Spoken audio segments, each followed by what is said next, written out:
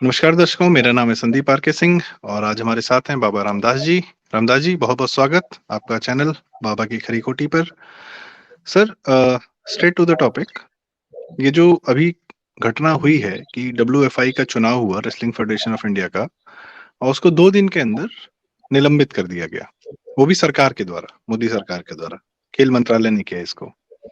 जबकि इसी खेल मंत्रालय ने तमाम तरीके की जो आरोप लगे थे, जो आरोप लगाए थे साक्षी मलिक और बजरंग पूनिया ने ब्रजभूषण शरण सिंह जी पर व्यक्तिगत, तो उन सारे आरोपों को जांच कराई गई बकायदा आईओ की, पीटी उषा जी ने कराया और ऑलमोस्ट जो है कोई एविडेंस निकला नहीं उनके आरोपों का। और ऑफ कोर्स एक एफआईआर चल रही है, कोर्ट में केस चल रहा है। लेकिन एक ना साक्षी मलिक, बजरंग पूनिया या ये जो पूरी गैंग है, जैसे जिस प्रकार से रणदीप सुरजेवाला से मिले, कांग्रेस से मिले, प्रियंका से मिले और नई संसद का जिस दिन इनॉग्रेशन होना था उस दिन भी इन लोगों ने कुछ ना कुछ सड़क पर कांड करने की कोशिश की थी। तो एक ना अजीब सी डेस्परेशन दिखती है सर इन लोग की कि somehow they are feeling that they are getting pushed out. Let's say अगर डब्ल्यूएफआई या रेसलिंग जो अक्सर हम जानते हैं कि हरियाणा का एक वर्चस्व रहा है, उससे भी पुश आउट हो रहे हैं। 10 साल से कांग्रेस हरियाणा से आउट ऑफ पावर है। कांग्रेस ऑफ कोर्स सेंटर से तो आउट ऑफ पावर है और ये पॉलिटिकल मूव भी है। बिना पॉलिटिक्स के तो है नहीं ये जो भी हो रहा है। आपकी क्या राय है सर, ये पॉलिटिक्स है या मतलब ये ठीक है, बहुत सारे कारण हो सकते हैं सरकार के अपने निलंबन के, पर इसमें राजनीति भी तो है।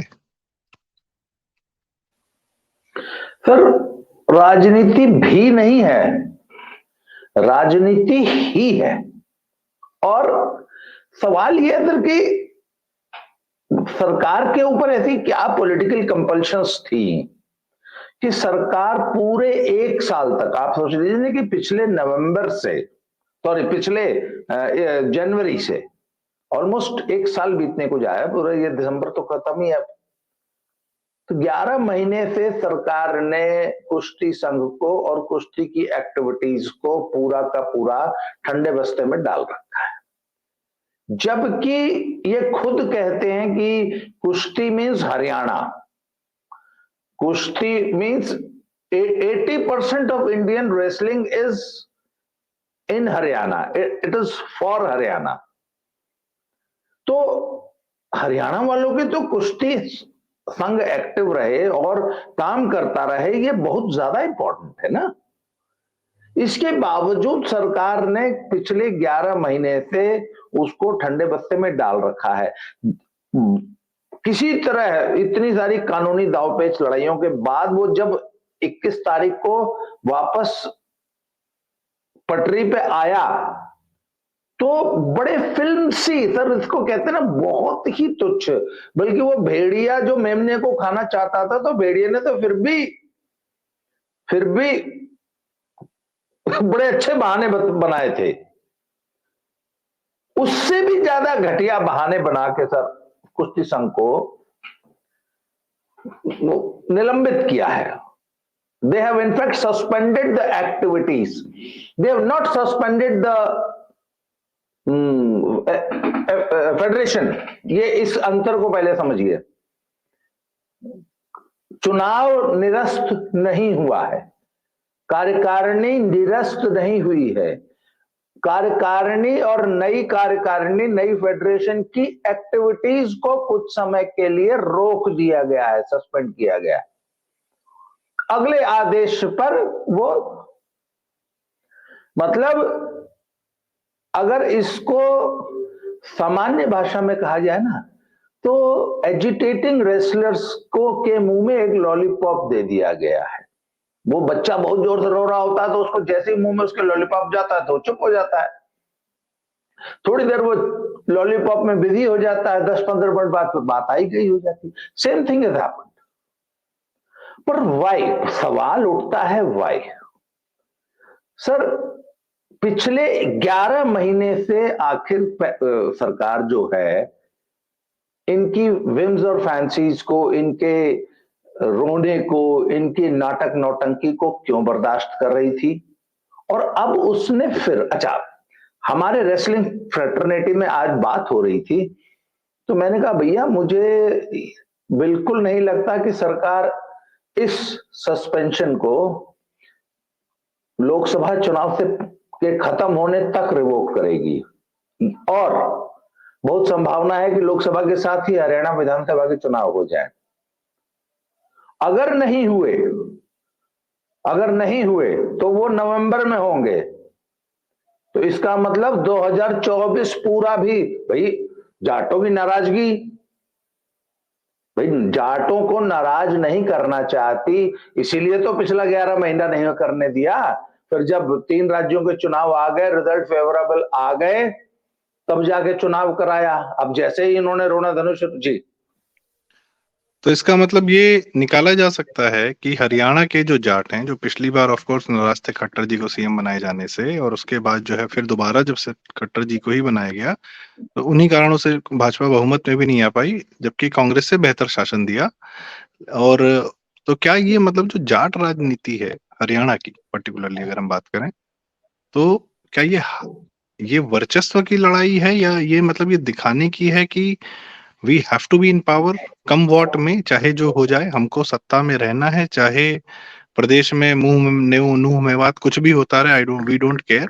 और मतलब क्या ये ईगो प्रॉब्लम है या वर्चस्व की है, कि कुश्ती के ही बहाने, पहलवानों के ही बहाने?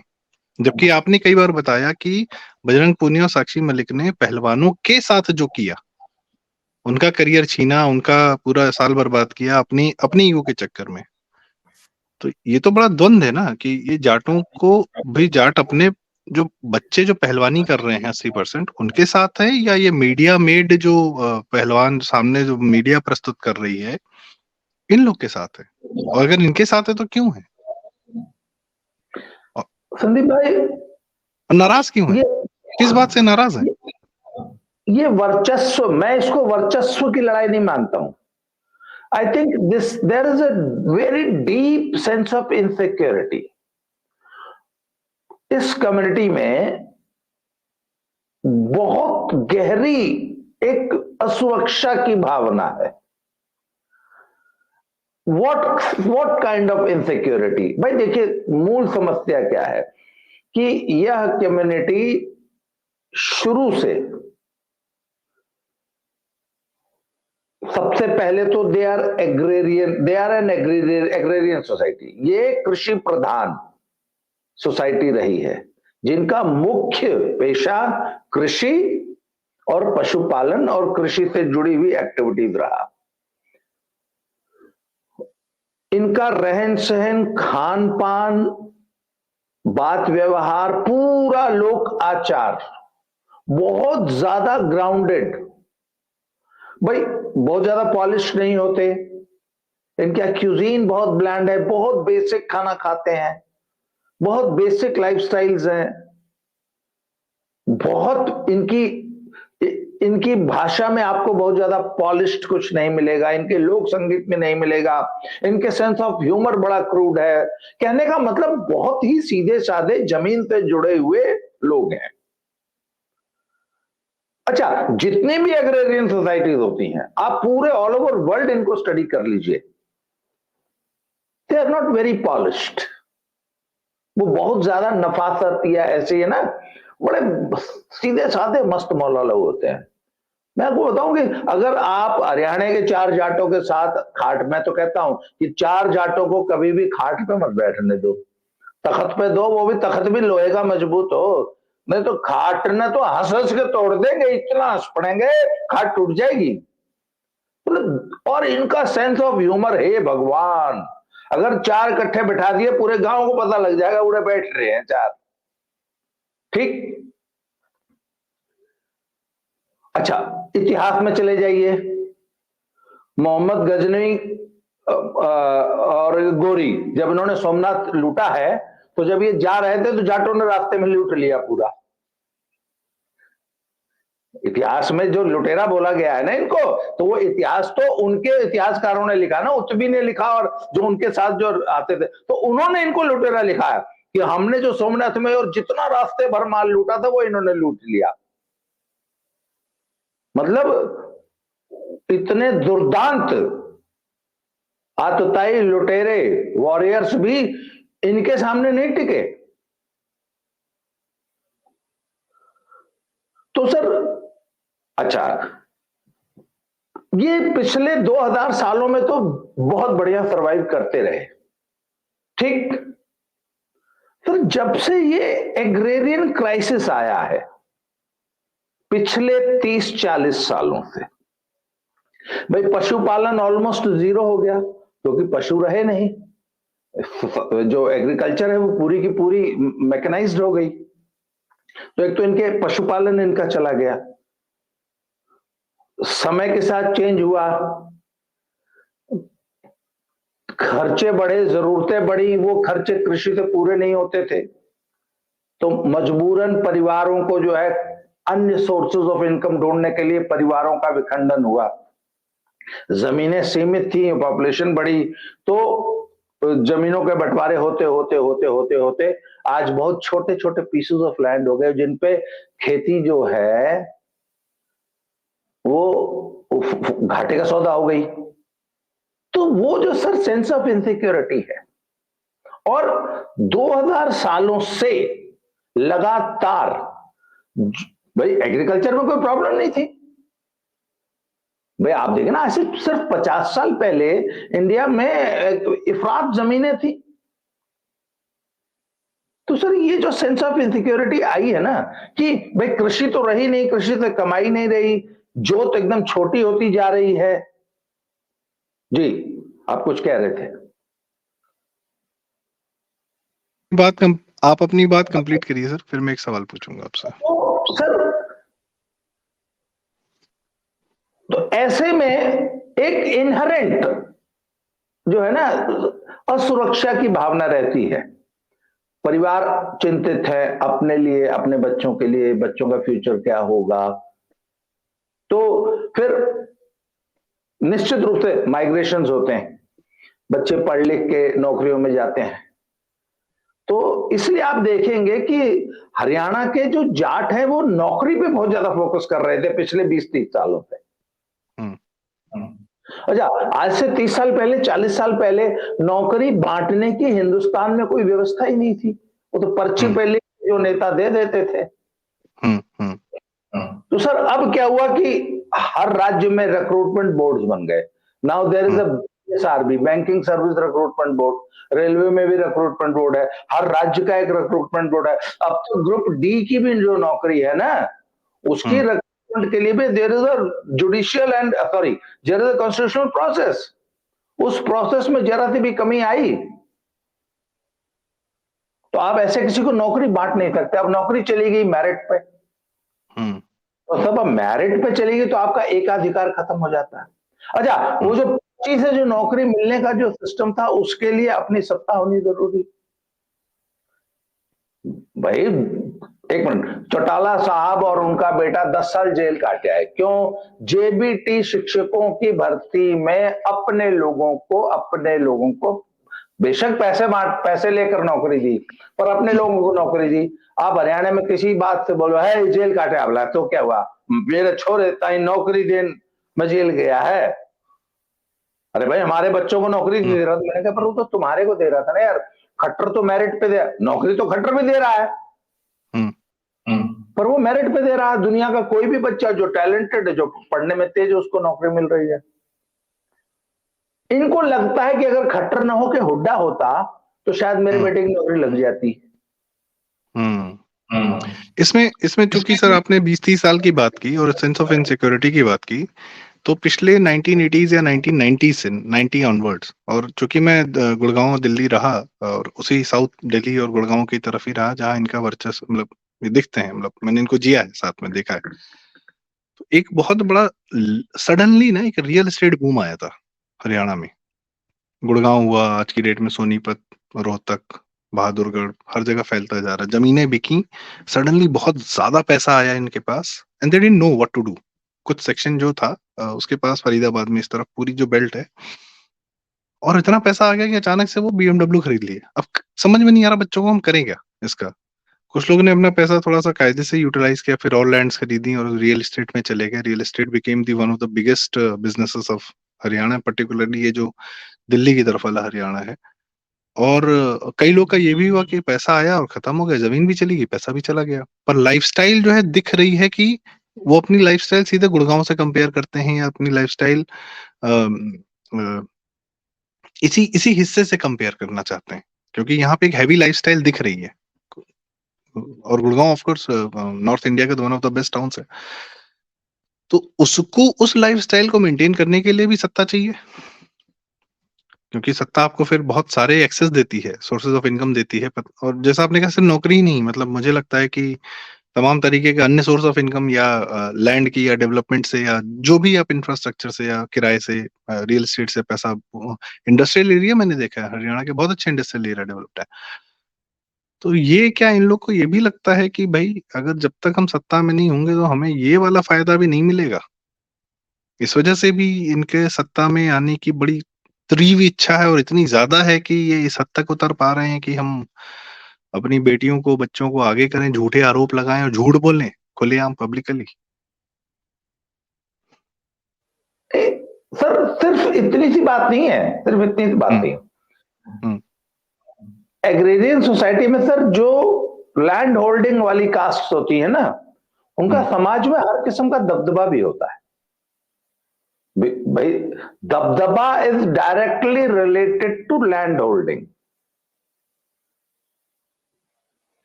अब समय के साथ लैंड होल्डिंग कम होती जा रही है।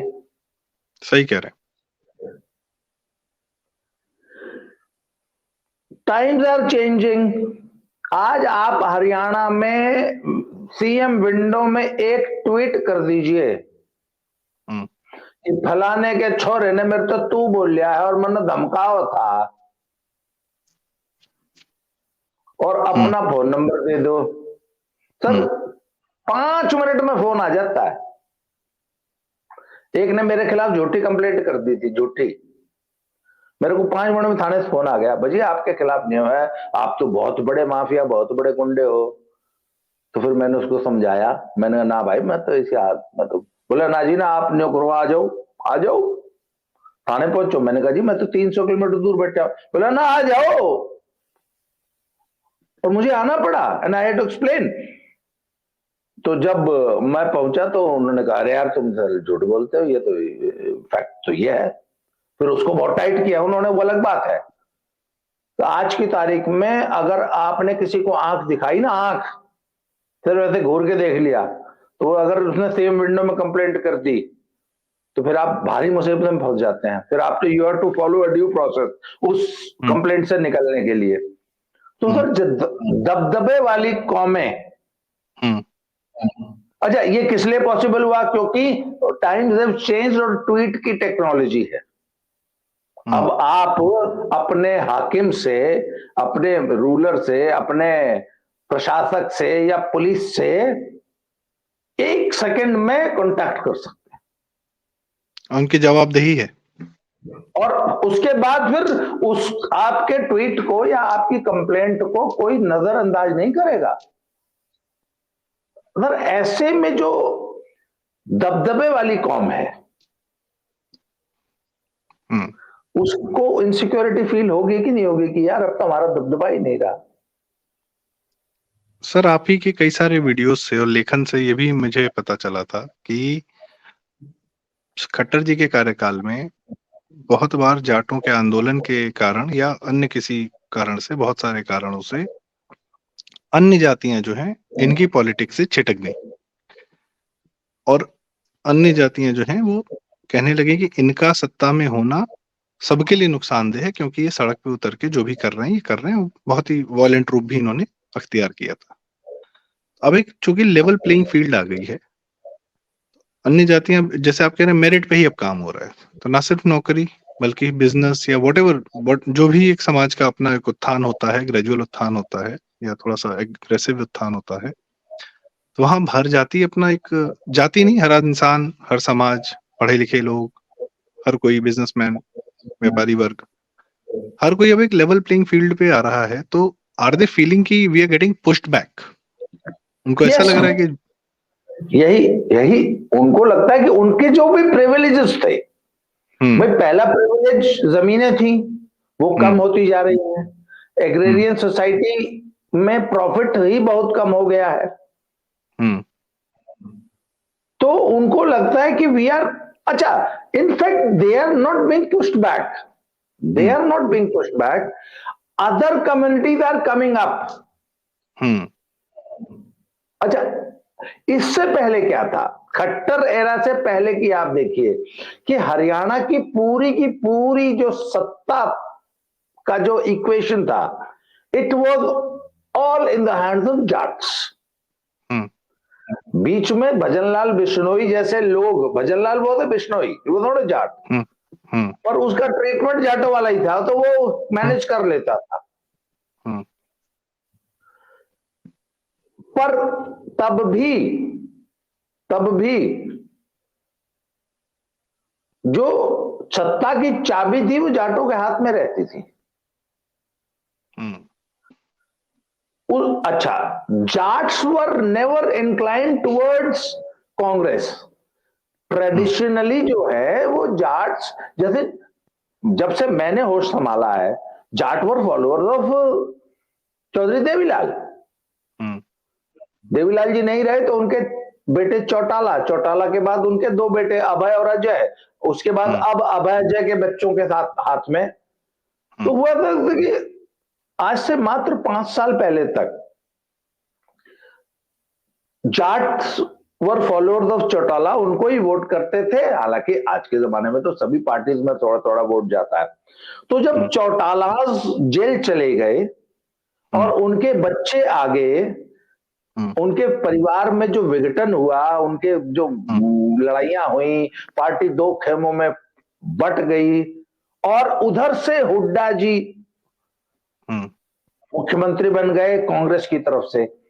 तो आज भी हरियाणा का जाट कांग्रेसी नहीं है सर, सबसे बड़ी बात, कांग्रेसी नहीं है वो हुड्डा कांग्रेस में है, इसलिए हुड्डा के साथ है, वो कांग्रेस के साथ नहीं है।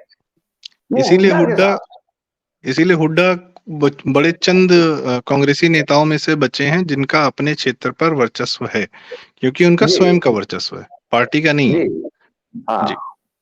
और सर तो फिर ये पैरेलल हो गया ना, तो ये जो आप कह रहे हैं राजनीति का, और ये जो कुश्ती में जो हुआ है, ये कुश्ती में भी एक लेवल प्लेइंग फील्ड। हाँ, देखिए, पहलवानों को तो मोहरा, इस जाट राजनीति ने पहलवानों को मोहरा बनाया है। नहीं, मैं कह रहा हूँ मुझे पैरेलल दिख रहा है। मैं एक छोटी सी बात कहूंगा सर, मुझे पैरेलल दिख रहा है कि चूंकि वर्चस्व इनका था, अब इनको लेवल प्लेइंग फील्ड, बाकी जैसे आप कहते हैं मिजोरम के, छत्तीसगढ़ के, यूपी के बहुत सारे पहलवान अपकमिंग आ रहे हैं और वो हरा रहे हैं इन लोगों को। तो अब जहाँ मेरिट पे गेम होने लग रहा है, इनको तकलीफ हो रही है। अब क्या कह रहे हैं, हमको बिना ट्रायल भेजो। तो क्या यही व्यापकता जाट राजनीति में भी है कि भैया हमको लेवल प्लेइंग फील्ड नहीं चाहिए, हमको अपना वर्चस्व चाहिए, चुनाव हो चाहे ना हो, हम ही सत्ता में होने चाहिए। देखिए, इसमें ज्यादा समस्या कब से आनी शुरू हुई भाई? पहले तो जाट मुख्यमंत्री होते थे, की पोस्टिंग्स और पूरा का पूरा प्रशासन जाटों के हाथ में था। सर 10 साल पहले, अच्छा, मोदी जी की एक बड़ी गंदी आदत है, वो एक ही समय, एक ही व्यक्ति का, एक ही परिवार का, एक ही कम्युनिटी का लंबे समय तक किसी एक रीजन पे शासन को तोड़ देते हैं। भाई आप देखिए ना, उन्होंने झारखंड में जो सीएम बनाया तो रघुवर दास बनाया है ना, स्टेटस को हटा देते हैं। हाँ, वो जो स्टेटस कोइज्म है ना, भाई बहुत अच्छा काम कर रहे थे मामा जी, बहुत अच्छा, ठीक ठाक था। वसुंधरा जी का भी एकता बनाओ दिया था, का 15 साल हो गया, 10 साल हो गया, बहुत है, चेंज करो। सर अपने गुजरात में पूरी कैबिनेट बदल डाली। हाँ, तो सर जब भाजपा ने चुनाव जीत कर खट्टर को सीएम बनाया, तो Khattar is a Punjabi, is not a Jat, Khatri. तो हाँ, तो जाट कम्युनिटी को यह बर्दाश्त नहीं हुआ। अच्छा, एक बात बताओ, और आज की तारीख में कुछ जाट, मैं देखिए जब भी हम किसी कम्युनिटी की बात करते हैं तो there are always exceptions, we can't generalise everybody, हम एक सामान्य बात कर रहे हैं। भाजपा के लिए कितना आसान है आप बताइए ना मुझे, अरे यार, आपको मालूम है कि एक मेजॉरिटी कम्युनिटी आपसे सिर्फ इस बात से थोड़ी सी नाराज रहती है कि उनके आदमी आपने सीएम नहीं बना रखा। क्या भाजपा का जाट नेता नहीं है क्या? आप बताइए सर। बस। राजस्थान से उठा के उपराष्ट्रपति बना दिया। वो अरे उत्तराखंड में आपने दो दो, मतलब एक साल में 2 मुख्यमंत्री बदले, गुजरात में पूरी कैबिनेट बदल दी, मुख्यमंत्री बदल दिया, हरियाणा में क्यों नहीं बदला भाई? पहली बात तो उनको उत्तराखंड से और गुजरात से ये रिपोर्ट्स थी कि बहुत ज्यादा अलोकप्रिय हो गई है वो कैबिनेट या वो सीएम, तो हम चुनाव हार सकते हैं इसका। अच्छा, मैं लोगों से पूछता हूं, बोला खट्टर को नहीं बदल रहे। मैंने कहा एक बात बताओ, जो पार्टी उत्तराखंड में 2 सीएम बदल देती है, गुजरात में सीएम बदल देती है, वो आखिर हरियाणा में क्यों नहीं बदल रही? क्या? अच्छा एक मिनट, मैंने कहा ये तो बड़े सियाने लोग हैं, ये तो जमीन से कान लगा के कंपन सुनते हैं। Sir ground reality. महाराष्ट्र में सीएम को उतार के डिप्टी सीएम बना दिया। हाँ हाँ और जिसने जिताया था हाँ असम में सर्बानंद सोनोवाल जिता के लाए, हटा दिया, हाँ, हटा दिया। सेंटर में लिया। मुझे याद है एक बार Chautala was very desperate to have a pre-poll alliance with BJP in Haryana. और उन दिनों हरियाणा में 2 सीट की पार्टी होती थी, 2 सीट की। चौटाला कहता था कि यार लोकसभा तुम लड़ो, पर विधानसभा मुझे लड़ने दो, मेरे साथ प्री पोल कर लो। हमें ग्राउंड रियलिटीज पता नहीं थी।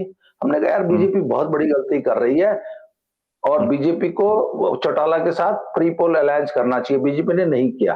क्यों? क्योंकि उनको ग्राउंड से ऐसे वाइब्रेशन आ रहे थे, रिपोर्ट मिल रहे थे कि इन्होंने हम अकेले चुनाव लड़ेंगे और जीतेंगे, और जीते। 2014 में चुनाव जीते ना। शिवसेना के साथ गठबंधन नहीं किया था, अकेले चुनाव लड़ी थी, याद है? क्या स्ट्राइक रेट था, क्या अद्भुत स्ट्राइक रेट था। तो बीजेपी को जमीनी रिपोर्ट्स उनके पास आती हैं, उनके पास ऐसा तंत्र है कि उनको जमीनी रिपोर्ट्स मिलती हैं। 10 साल में सर अच्छी अच्छी सरकारों में एंटी इनकम्बेंसी आ जाती है। 3 महीने बाद चुनाव है। बीजेपी ने आखिर खट्टर को क्यों नहीं हराया? पहला मेरा सवाल रहता है। हटाया। हटाया। नंबर 1, खट्टर को क्यों नहीं हटाया? नंबर 1। नंबर 2, यार जाट, मैं बता रहा हूं, आज आप जाट सीएम हटा दो, जाट सीएम का घोषणा कर दो या जाट सीएम बना दो, जाट 1 सेकंड में हुड्डा को छोड़ के सारे के सारे 100% बीजेपी में आ जाएंगे। पर अब बीजेपी की पॉलिटिक्स क्या है? 35-1 की पॉलिटिक्स है। अरे अभी तो सिर्फ जाट नाराज है ना, और जाट में भी कितने, करीब करीब 30% तो अब भी हैं। क्यों? और जाट नाराज हैं, उनकी नाराजगी को बीजेपी एंजॉय करती है। क्यों? क्योंकि उनकी नाराजगी और उनके उपद्रव के कारण 35 जातियों में काउंटर पोलराइजेशन होता है, और जाट जितना ज्यादा, देखिए मैं हरियाणा बीजेपी की आपको बीजेपी की राजनीति विशुद्ध रूप से प्योर डेमोक्रेसी की राजनीति है सर।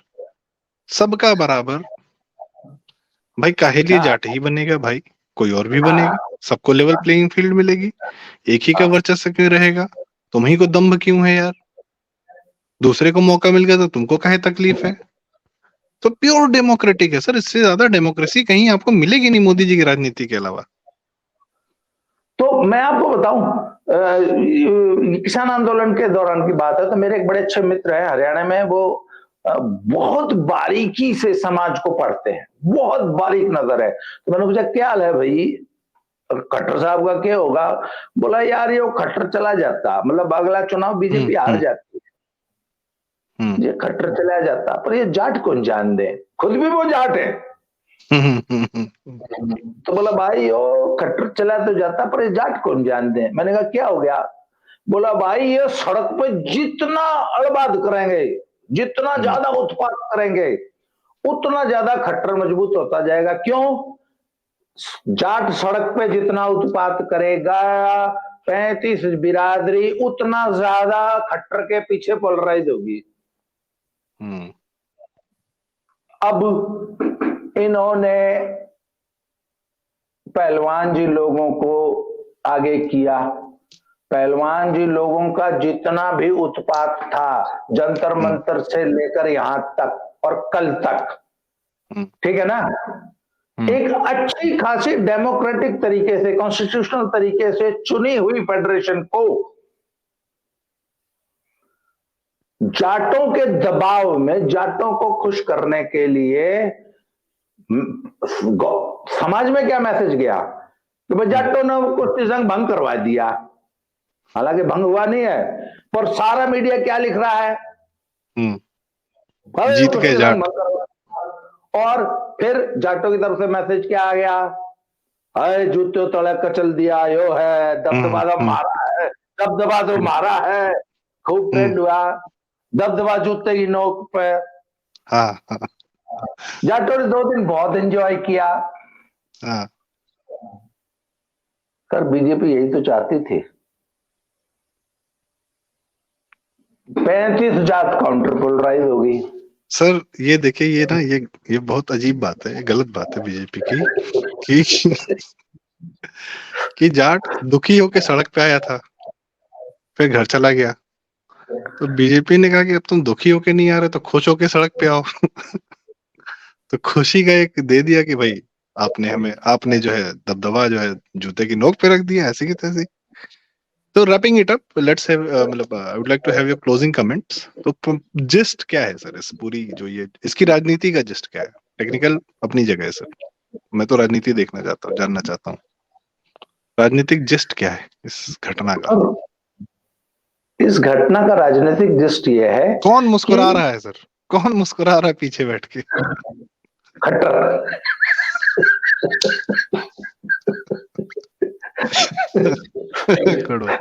बस ठीक है।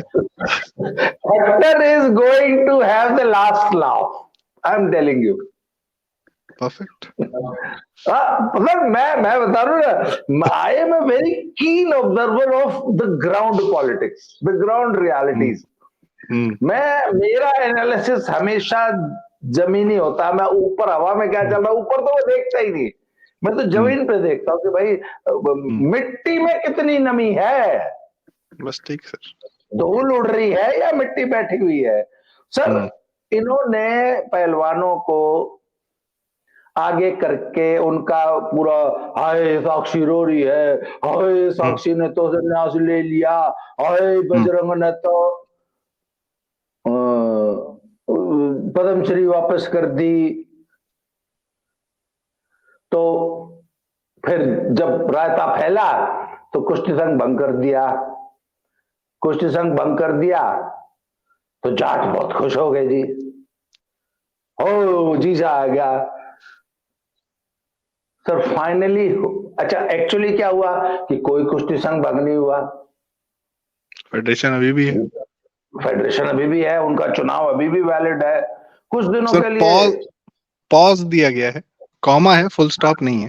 हाँ भाई, जैसे हम फिल्म देख, आजकल हम लैपटॉप पे जब फिल्म देख रहे होते हैं फोन में, तो हम पॉज का बटन दबा के 5 मिनट कोई काम निपटा आते हैं, फोन आता है तो और बल्कि नहीं, आजकल तो ऐसी टेक्नोलॉजी आ गई, आप अपने फोन पे वेब सीरीज देख रहे हैं, फोन आते ही वो अपने आप पॉज हो जाता है। ठीक, तो ये रहा जिस्ट आज का जी। Who is going to have the last laugh? Khattar is going to have the last laugh.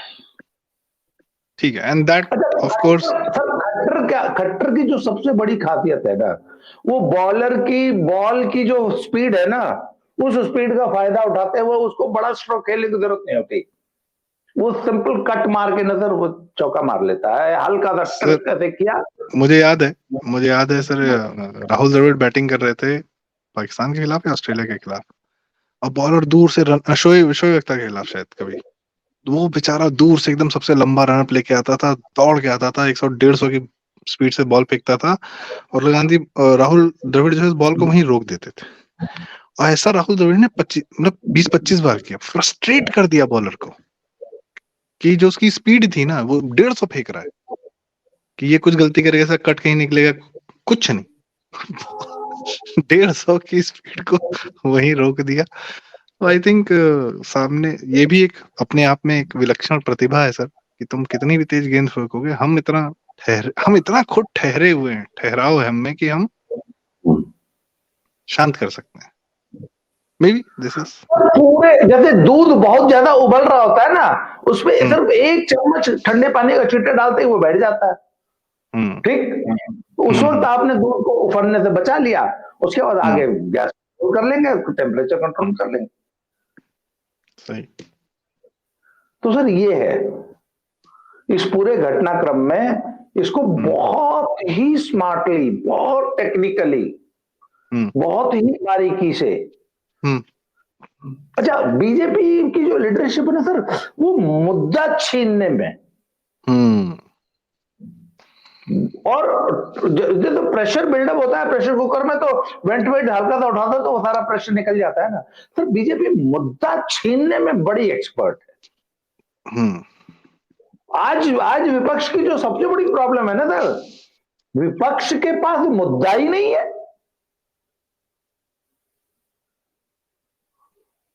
सही बात, मुद्दा बनने ही नहीं देंगे हम। तो मोदी जी ने कहा भी था 24 तक सारे काम निपटा के 24 नए मुद्दे पे लड़ा जाएगा।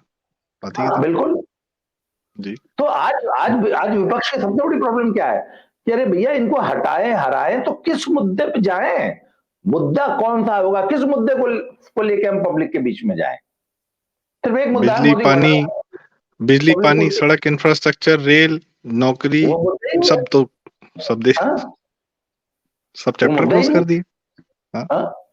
अभी आप देखिए भ्रष्टाचार नहीं है मुद्दा, नहीं हरियाणा में एक बहुत बड़ा मुद्दा था, सरकारी नौकरी मिल रही, खट्टर ने नारा दे दिया, ना खर्ची ना पर्ची, सबको मेरिट पे नौकरी दी। ये बहुत बड़ी बात है ना। पहले पर्ची आती थी, उसके साथ पैसे देने पड़ते थे, तो आप पैसे दीजिए, हुड्डा परिवार एक पर्ची लिख देता था, सरकारी नौकरी मिल जाती थी। अब ना खर्ची ना पर्ची, तो भाई 35 जात वाला गरीब आदमी तो हुड्डा के बाद पहुंच नहीं पाता था, पहुंचता कौन था, यही लोग मुझ पे ताव देते हुए पकड़ बांध के खत्म कर दिया, और 35 जात को बता दिया कि अब खर्ची और पर्ची से नौकरी नहीं मिलती, अब तो तुम्हारे बेटों को मेरिट पे मिलती है। आइए सर, अब आप जाएंगे ना कि भाई खट्टर को हटाना है, तो अगला पूछेगा क्यों हटाना है।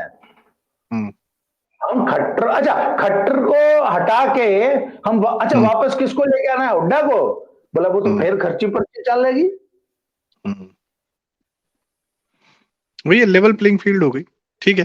So I think that we should wrap it up right here, and थोड़ा बहुत काफी हद तक समझ में आया था राजनीतिक angle of whatever is happening, जो भी हुआ, और सरकार ने क्या किया, और जाटों ने क्या किया, पहलवानों ने क्या किया, और इससे जो आपने अपनी बात निकाली है, जैसे वो भी एक अद्भुत एंगल है, वो अच्छा पर्सपेक्टिव है मेरे ख्याल से। और मुझे तो अभी तक यही लग रहा है कि आपकी जितनी बातें पहलवानी मुद्दे पर रही हैं वो सही साबित हुई हैं। आप अकेले थे जिन्होंने ये बात शुरू की थी कि नहीं, दीज पीपल आर रॉन्ग, जिनको मीडिया सही साबित कर रही थी, और दूसरा पर्सपेक्टिव आप दे रहे थे जो अंत में सही साबित हुआ, जो सबने माना। तो मुझे लगता है ये भी एक बात जो है अंत में आपकी सही साबित होगी, और when the person that we are talking about will have the last laugh, we will also be laughing with him, ठीक है। सो थैंक यू दर्शकों, बहुत बहुत धन्यवाद हमें सुनने के लिए, और बाबा जी को हम अक्सर बुलाते रहेंगे पहलवानी मुद्दे पे, इन सबसे बेहतरीन रिपोर्टिंग और जानकारी और पर्सपेक्टिव्स, नरेशन, नैरेटिव, विश्लेषण मैंने सिर्फ और सिर्फ बाबा जी का देखा है। बाबा जी समय देने के लिए बहुत बहुत धन्यवाद, और फिर मिलेंगे। आपको भी बहुत बहुत धन्यवाद, थैंक यू वेरी मच, मिलते हैं अगली वीडियो में फिर से। थैंक यू जी, थैंक यू।